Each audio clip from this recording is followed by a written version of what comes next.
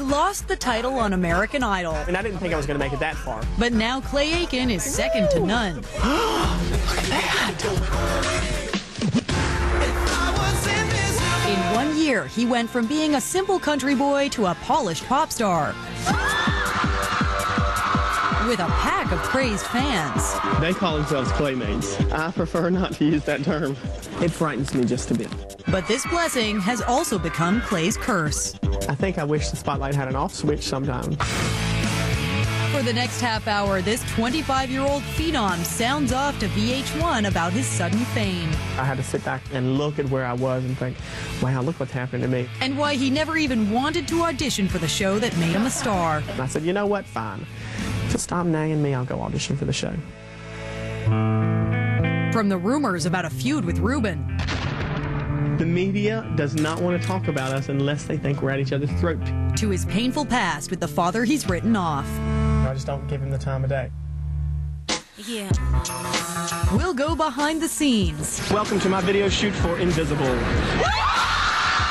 Backstage. Of course, now it's on VH1 of me kissing you, too. And back home. Oh, yes. To uncover the Clay few have ever seen.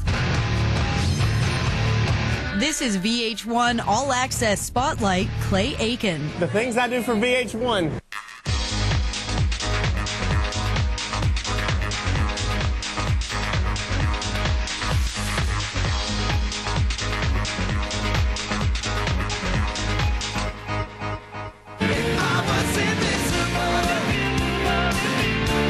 Clay Aiken is on a wild ride. Oh my God! In just 1 year, he's gone from country boy to cover boy, from small town teacher to big time chart topper. From now on, everybody's going to think, hey, Invisible, that's Clay, that's the Clay Aiken song. And that was just really cool for me. Look at that! Whether he's in New York City on TRL, in Vegas for the Billboard Music Awards, or back home in Raleigh, Clay Aiken is a wanted man. It's great. It's a great homecoming. With die-hard fans and hit songs, the sudden star may be able to run, but he knows he can't hide. Woo! Who doesn't really want to be in the spotlight? I think I wish the spotlight had an off switch sometimes.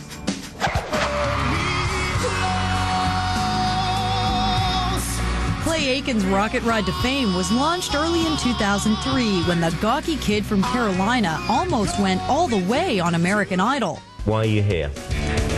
I'm the American Idol. He survived the wicked barbs of Judge Simon Cowell. I'm not being rude, but you really were ugly then. I think you've been a little off this evening. Simon's an idiot. I don't listen to him. But Aiken couldn't stop the velvet tones of Ruben Studdard. I tried to slip something into his food. But he also got the last laugh when his first single, This Is the Night, was released in the summer of that year. It shot straight to #1 and stayed there for 11 weeks. I was leaving the hotel last night and to go to dinner, and it was playing in the lobby. I was like, did they do that because I'm here?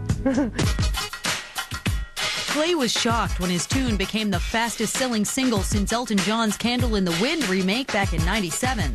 It was one of those moments where I had to go, okay.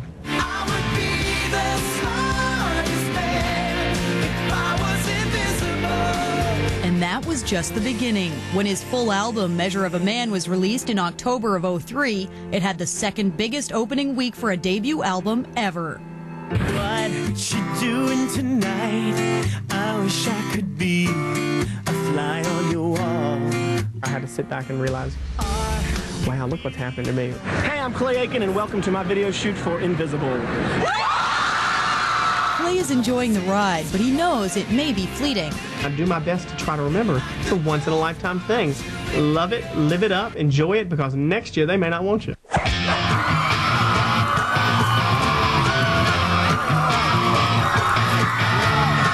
Here I am, people. We found me. Does no one care? Staying grounded takes work, especially when everywhere Clay goes, everybody wants a piece of the singer they helped make a star. Well, I walked into the MGM today, and all of a sudden there were cameras in my face. In the back of my head, I thought, goodness, here we go again. person who I was interviewing with said, "I'm not used to having cameras shoved in my face." And I said, "Well, neither am I really, but I guess we just have to deal with it."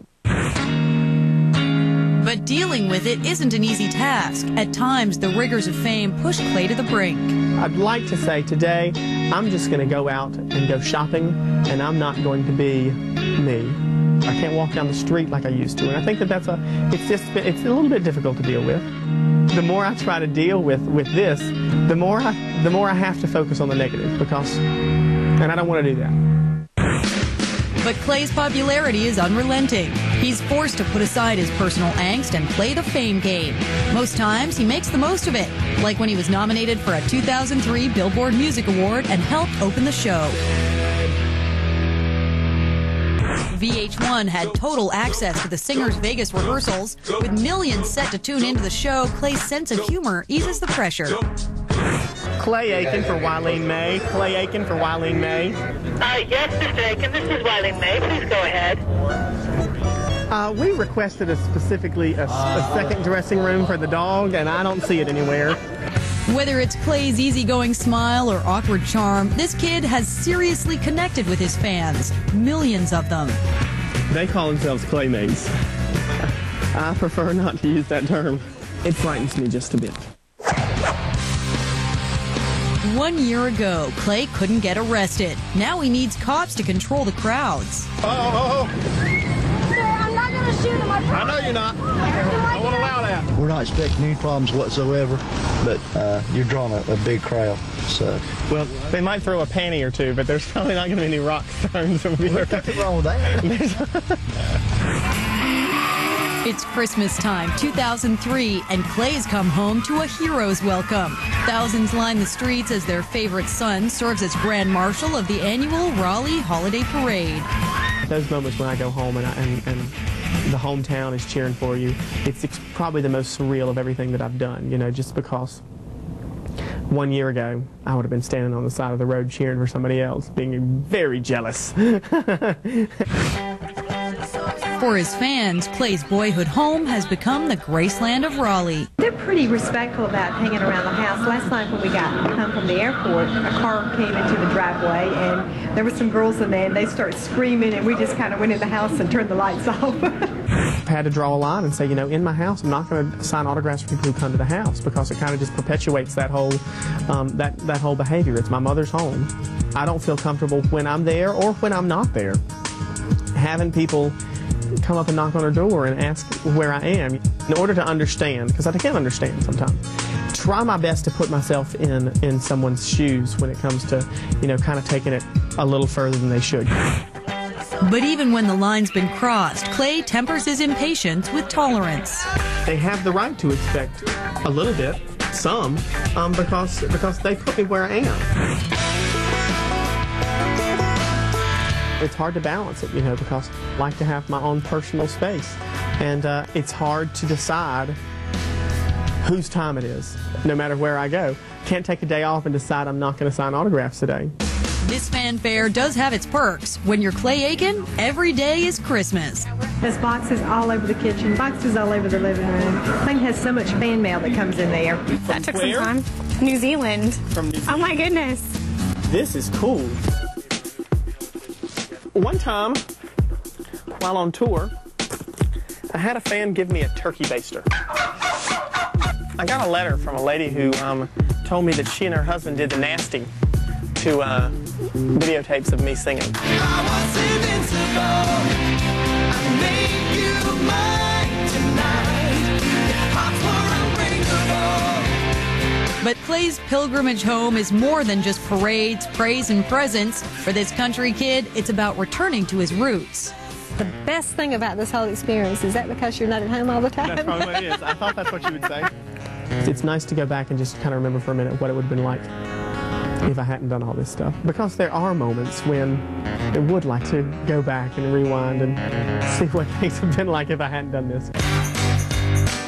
One thing that definitely hasn't changed over the years is that Clay is a self-admitted mama's boy. There was a period of time where it was just she and I in my life, and she's always been kind of the sturdy, strong one, and she's ruled with an iron fist at times, you know, and I think that's probably why myself and my family, my brothers and sisters grew up the way that we did, you know. If Mom ruled with an iron fist, it's because as a kid, Clay was quite a handful.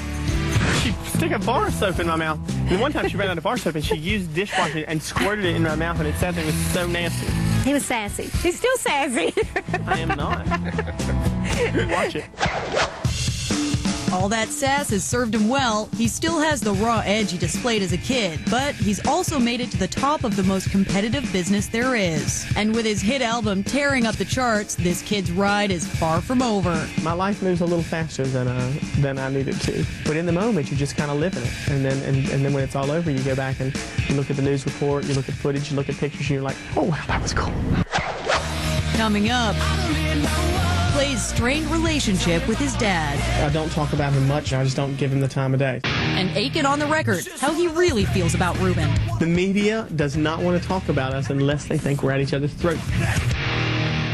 Plus, okay, it's starting to get a little crazy. Clay's wild day in the Big Apple, and he's answering the big question. Are you single or are you linked with somebody? When All Access Spotlight Clay Aiken continues. Stand up!